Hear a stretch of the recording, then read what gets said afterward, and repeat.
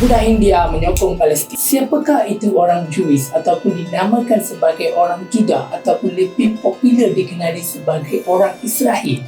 Bagaimanakah suatu ketika dahulu mereka semua jadi sebagai mangsa pelarian kini mempunyai pengaruh yang agak mengagumkan di seluruh rangkaian dunia? Bukankah video ini berkaitan dengan budak India sokong Palestin? Kenapa nak sembang pasal orang-orang Jewish, orang-orang Israel? Sabar. Andaikanlah kita tengok satu movie dalam satu cerita. Dalam cerita tu memang ada watak positif dan juga watak negatif. Sekiranya dekat sini watak positif adalah rakyat Palestin, maka automatically watak negatif adalah rakyat Israel.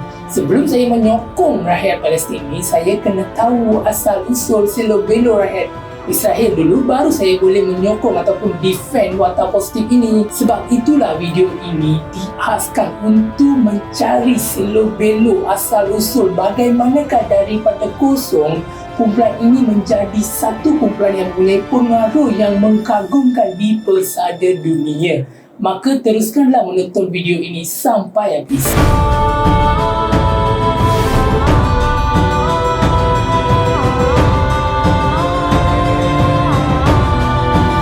Mengikut statistik, populasi orang-orang Jewish adalah 0.2% sahaja kalau kita banding dengan populasi seluruh rakyat dunia. Namun begitu, pengaruh-pengaruh daripada kelompok-kelompok Jewish ini adalah amat ketara dalam pelbagai bidang, pelbagai persatuan yang bertaraf antarabangsa. Berdasarkan tahun 1901 sehingga tahun 2022, sebanyak 214 anugerah Nobel telah diterima oleh orang-orang Jewish atas sumbangan mereka dalam pelbagai bidang di persada dunia.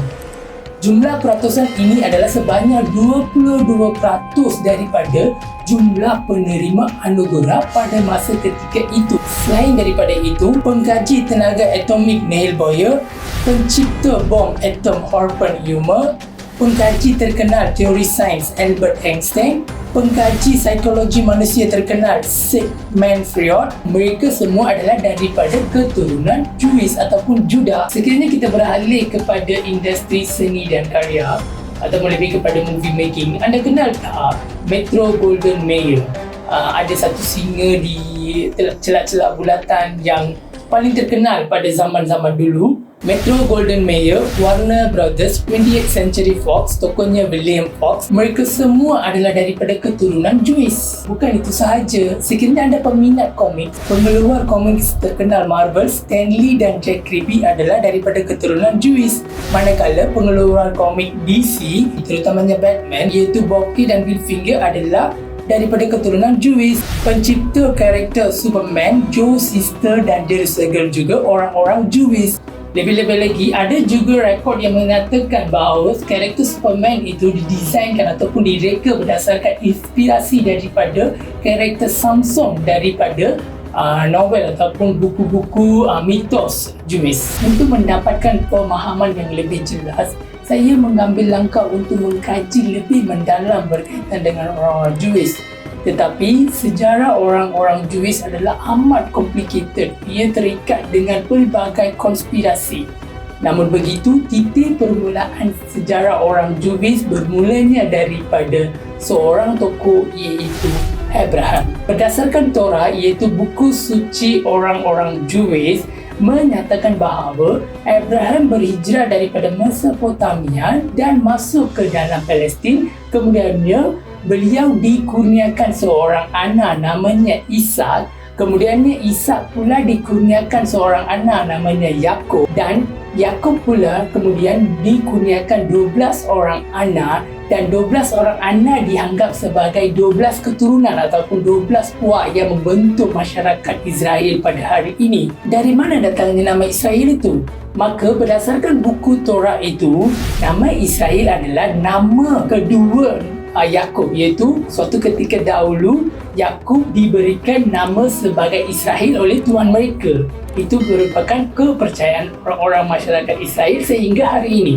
Daripada 12 orang anak ini, salah satunya adalah Yosef, telah dijual kepada Egypt oleh adik-beradik dia sendiri. Namun begitu, disebabkan kredibiliti Yosef, dengan pembintangan sendiri, dia telah menjadi penasihat terdekat kepada raja-raja Firaun di situ. Kemudiannya, Yosef telah memaafkan adik-beradik dia dan membawa mereka masuk ke Egypt, dan mereka meningkatkan populasi orang-orang Jewish ataupun orang-orang Israel di bumi Egypt. Setelah raja-raja Firaun lain yang naik takhta, mereka telah mula rasa benci dan menjadikan orang-orang Jewish ataupun orang-orang Israel di situ sebagai hamba. Ada juga bukti yang menyatakan bahawa orang-orang Jewish ini digunakan sebagai hamba untuk membina piramid di situ. Di sinilah wujudnya karakter Moses yang datang menyelamatkan orang-orang Israel yang menjadi hamba di situ dan membawa mereka pulang ke tanah Abraham yang dikenali sebagai Palestin pada hari ini. Setelah Moses membawa orang-orang Jewish berhijrah daripada Egypt ke Palestin, dia telah merangka peraturan berdasarkan kata-kata Tuhan. Maka di sinilah wujudnya agama Judaism ataupun agama Juda. Perkataan Jewish yang paling popular pada hari ini adalah berasal daripada perkataan Judea ataupun Jud yang lama kelamaan menjadi perubahan sehingga dikenali sebagai Jewish oleh orang Israel pada hari ini. Dan agama Judaism ataupun agama Jewish menjadi lebih dominasi ataupun lebih tersebar pada era pemerintahan Saul, David, Solomon. Semasa pemerintahan Solomon, wujudnya dua kerabat terbesar, iaitu kerabat diraja Israel dan kerabat diraja Juda. Kebangkitan agama Judaism tidaklah begitu lama kekal. Apabila pemerintahan Babilonia semasa 586 Masehi telah memusnahkan keseluruhan tanah mereka dan kuil yang dibina oleh Solomon. Namun begitu, orang Jewish tidak berputus asa. Mereka membina semula kuil yang dimusnahkan pada 516 sebelum Masehi sehingga abad 1 Masehi.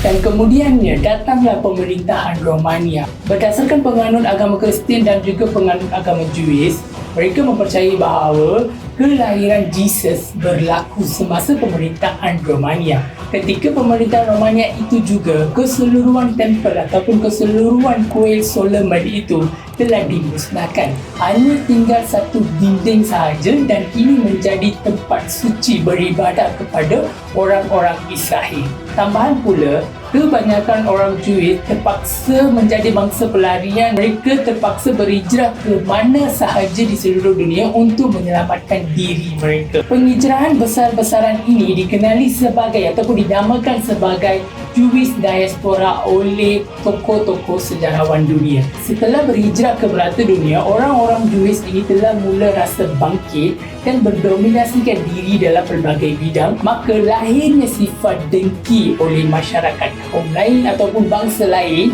dan mereka mula mengencam, ada juga mula membunuh, mula memukul, dan orang-orang Jewish terpaksa jadi mangsa pelarian sekali lagi untuk menyelamatkan diri mereka.